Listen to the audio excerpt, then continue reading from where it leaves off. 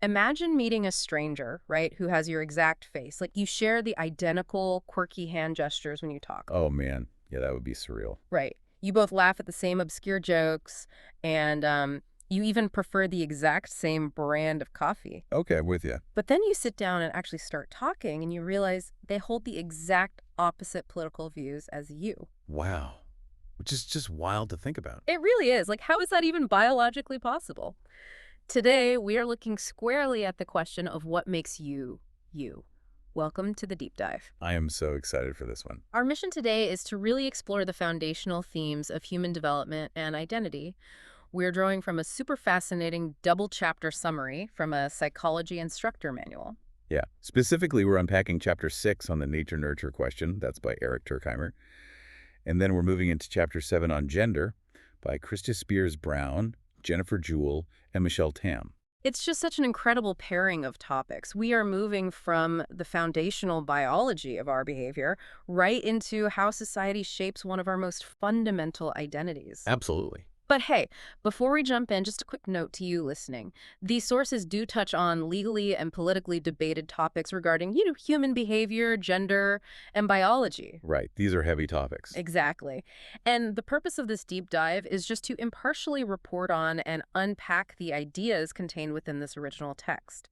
We aren't here to endorse any specific political viewpoint or, take sides. No, not at all. We're just here to act as your guides through the evidence and theories presented by these psychologists. So you can critically evaluate your own world. So with that firmly in mind, okay, let's unpack this. Let's do it. So to get to the root of the nature-nurture debate, there's this classic adoption scenario from the text, updated back in October of 2023. Right, a language one. Exactly.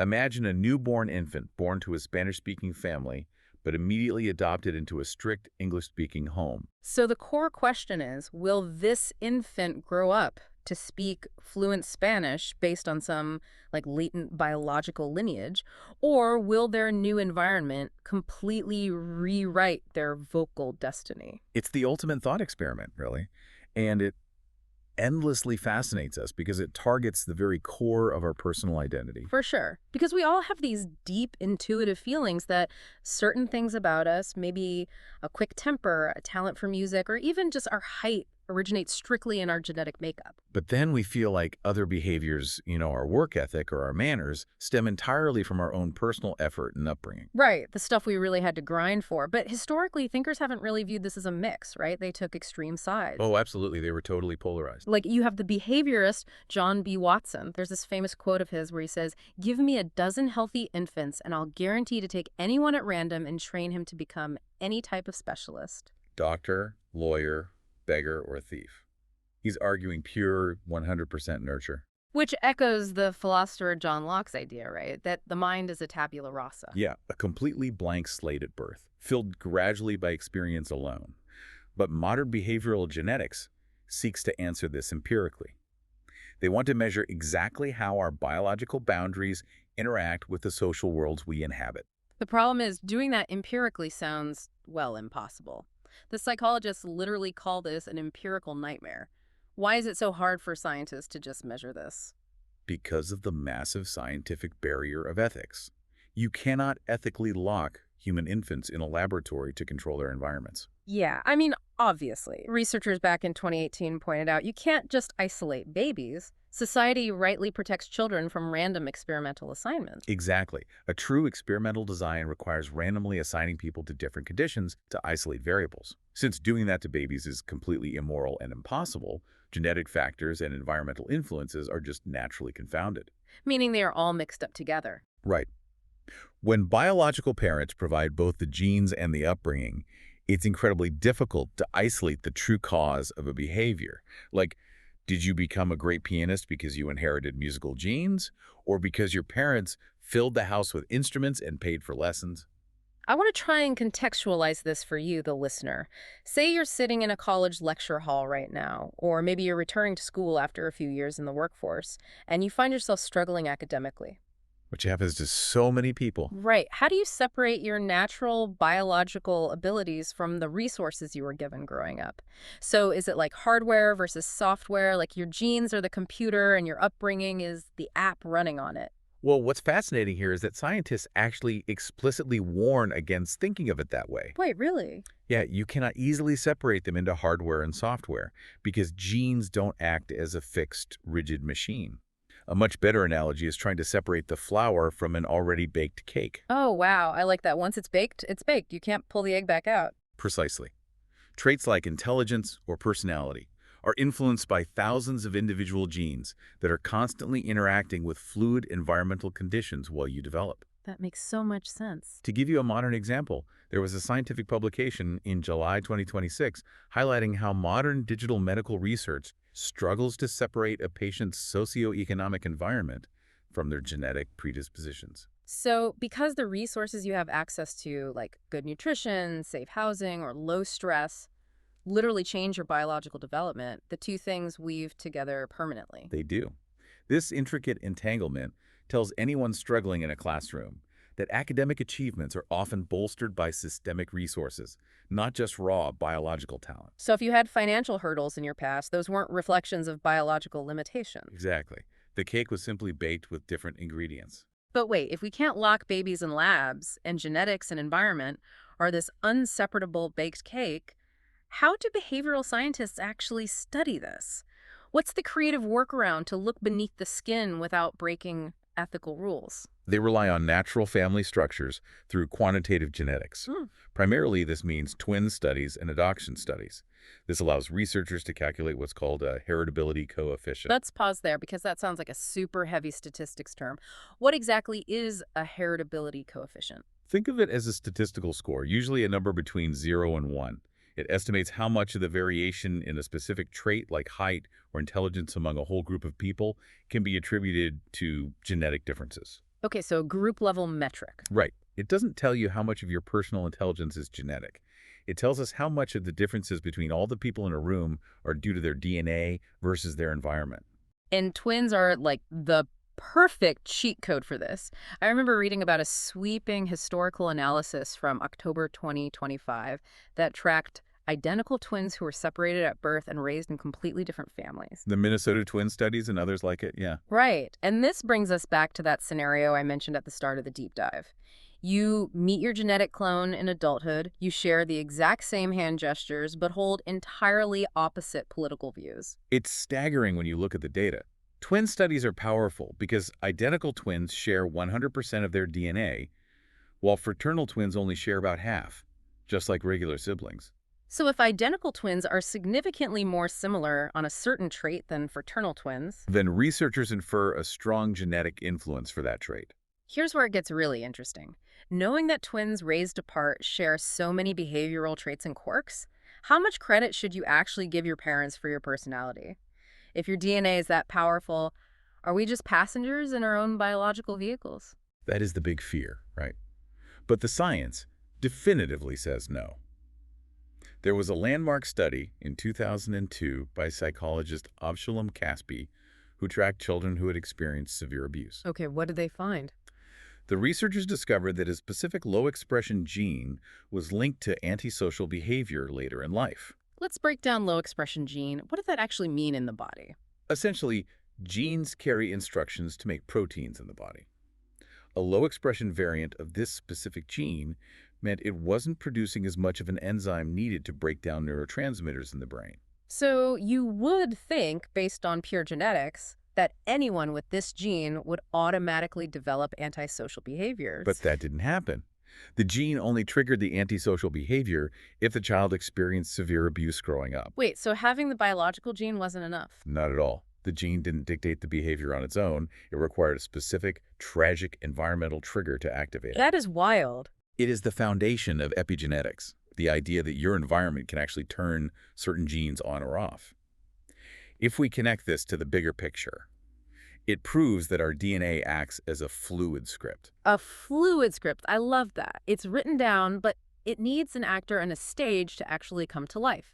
The psychology text beautifully juxtaposes two quotes to illustrate this tension. Francis Galton said, "Beneath the mask of regular behavior lies a complex genetic architecture shared by families." Right. But Sigmund Freud warned, Nature is a labyrinth in which the further you go, the more doors you find. It's definitely not a straight line. And recent international research consortiums like one back in May 2026 have echoed this, warning that human behavior cannot be simplified into restrictive genetic or environmental categories. For you, the listener, I think this is incredibly empowering. It means you are not completely defined by your genes or your past environment. No, your past choices and the environments you choose to place yourself in today can actively reshape how your genetic potential unfolds. So, if our general behavioral identity is a fluid script waiting for environmental cues, that perfectly sets up the friction we see in one of society's most rigid structures. We're talking about how we navigate one of the most deeply felt aspects of human variation, which is gender. It's the ultimate collision of biology and society.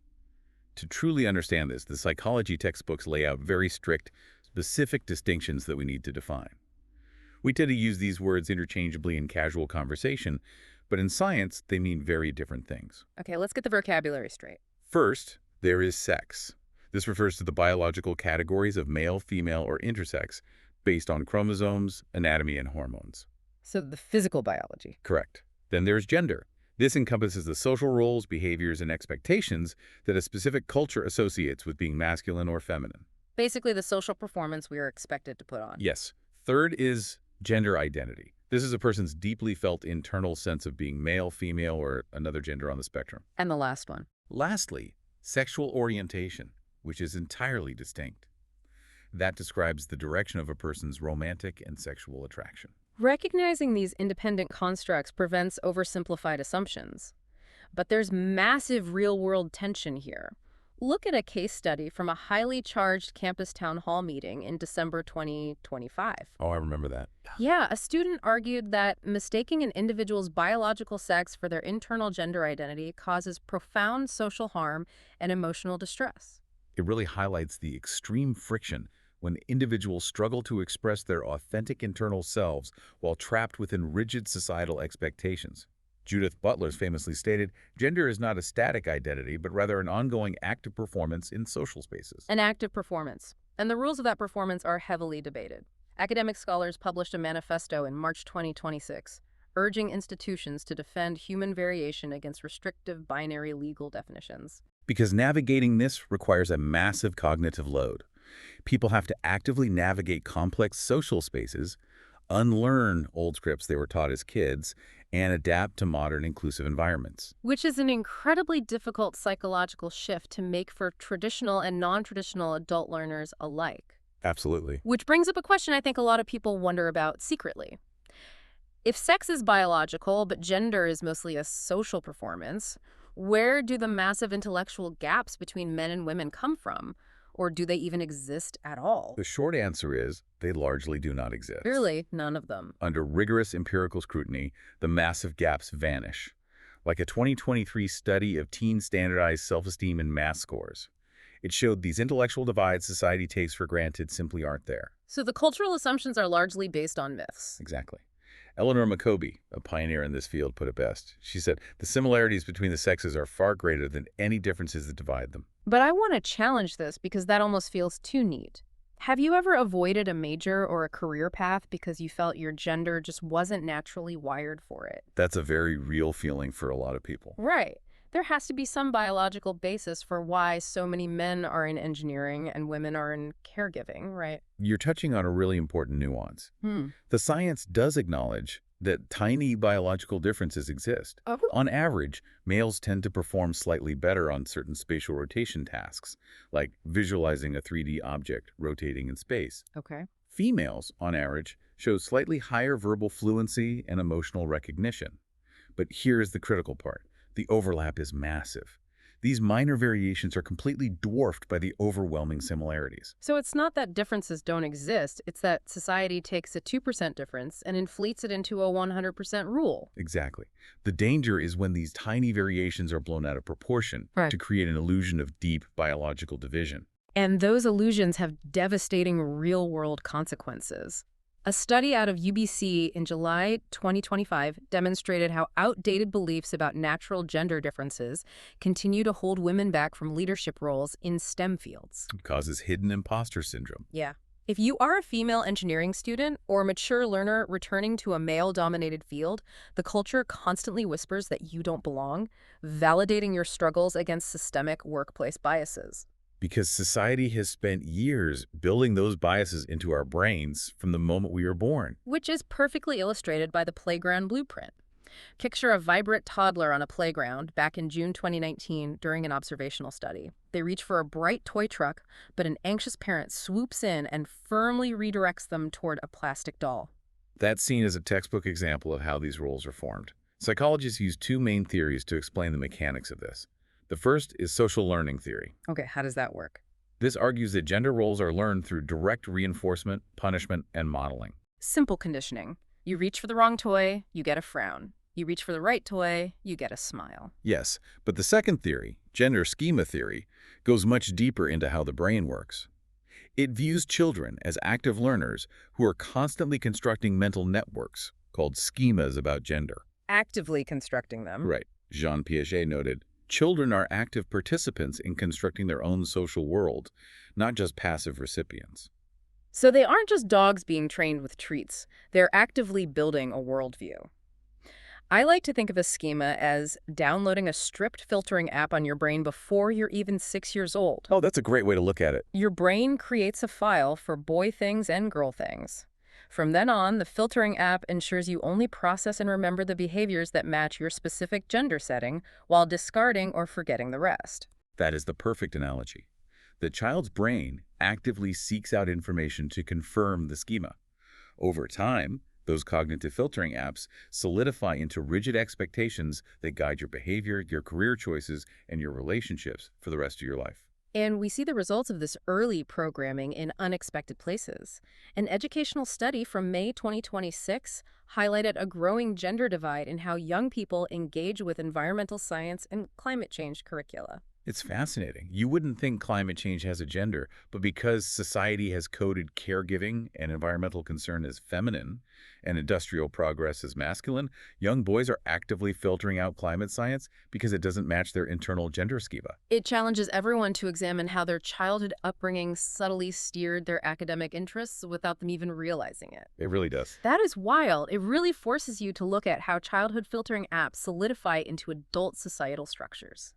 Which brings us to the sharp end of this conversation, sexism. The psychologists break this down in a very specific and somewhat surprising way. They introduce the concept of ambivalent sexism, which has two distinct components. The first is hostile sexism. Which is what we usually think of, right? Exactly. This is what we typically think of: overt, angry, and discriminatory attitudes toward individuals who violate traditional gender roles.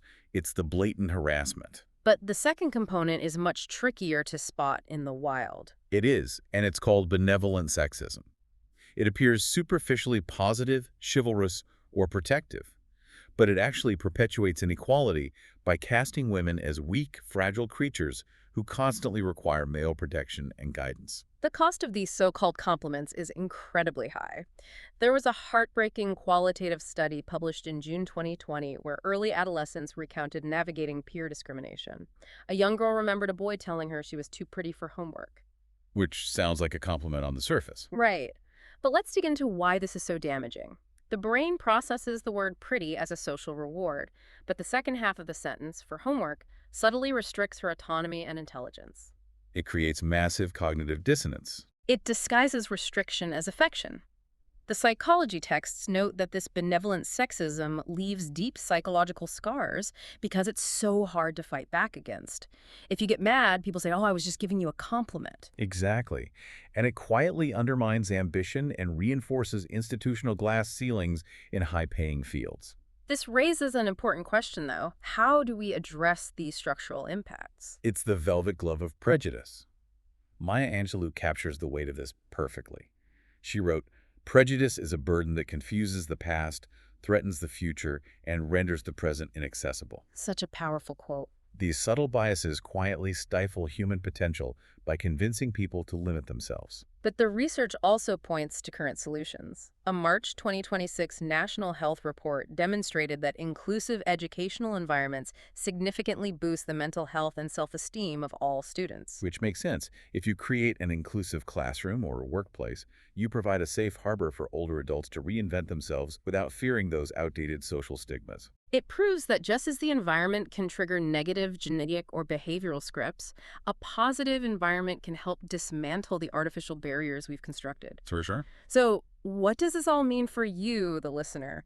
How can we work together to spot and stop subtle, benevolent sexism in our own study groups or workplaces without making people defensive? Because as we've seen, this isn't just about big hostile acts. It's about the subtle, everyday interactions that shape our fluid scripts. It requires active, conscious unlearning of those early childhood gender schemas.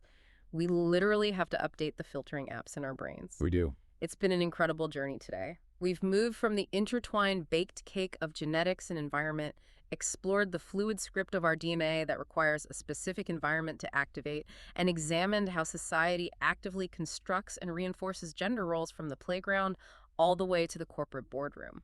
The overarching theme here is complexity. We are not just the rigid sum of our genes, and we are not just the blank slates of our upbringing. We are the constant dynamic interaction of both. And just a quick reminder as we close out that while we navigated these profoundly personal and sometimes politically charged concepts today, our goal was simply to lay out the evidence from the textbook to help you critically evaluate your own world. Absolutely. The science provides a framework, but how you apply it to understand your own identity is entirely up to you.